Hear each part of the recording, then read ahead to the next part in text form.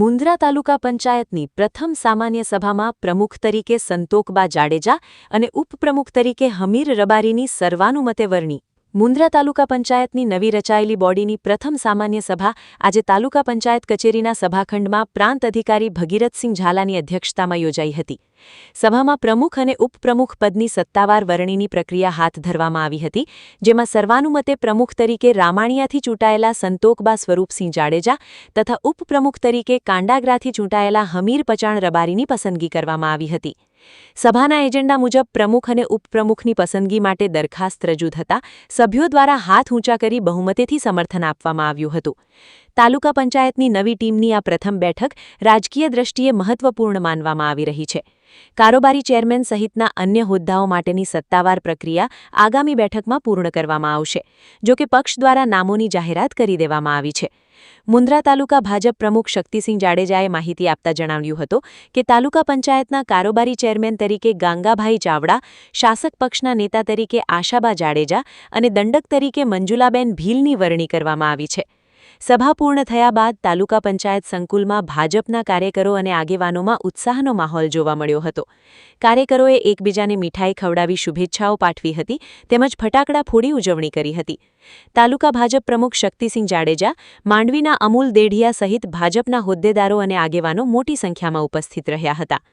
આજે યોજાયેલી સામાન્ય સભામાં ભાજપના ચૂંટાયેલા 10 અને કોંગ્રેસના 8 સભ્યો હાજર રહ્યા હતા.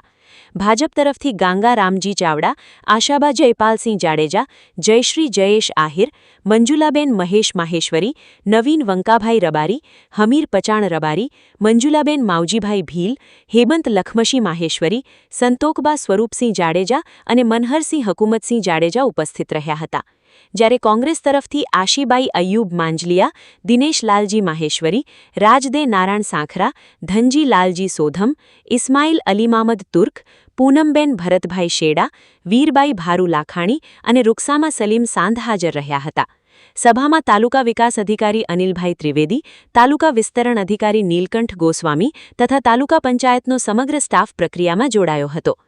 આ પ્રસંગે કચ્છ જિલ્લા ભાજપ મહામંત્રી ધવલ આચાર્ય, માંડવીના અમૂલ દેઢિયા, તાલુકા ભાજપ મહામંત્રી જિગ્નેશ હુંબલ, માણિક ગઢવી, મહેન્દ્રસિંહ જાડેજા સહિત ભાજપના હોદ્દેદારો અને કાર્યકરો ઉપસ્થિત રહ્યા હતા.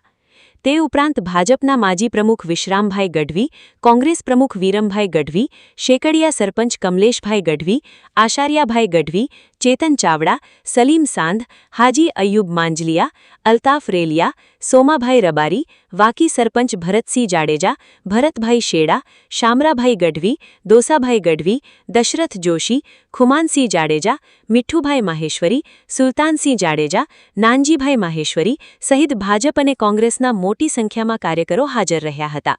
યાસર ખત્રી, ન્યૂઝ 11 ગુજરાત, મુન્દ્રા, કચ્છ. આજરોજ મુન્દ્રા તાલુકા પંચાયતની પ્રથમ સામાન્ય સભા મળેલ, જેમાં પ્રમુખ અને ઉપપ્રમુખશ્રીની વરણી કરવામાં આવેલ.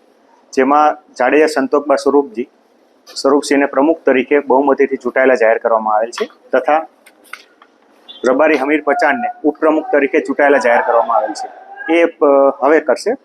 આજે પ્રથમ મિટિંગનો એજન્ડા ફક્ત પ્રમુખ અને ઉપપ્રમુખની ચૂંટણી જ હોય છે.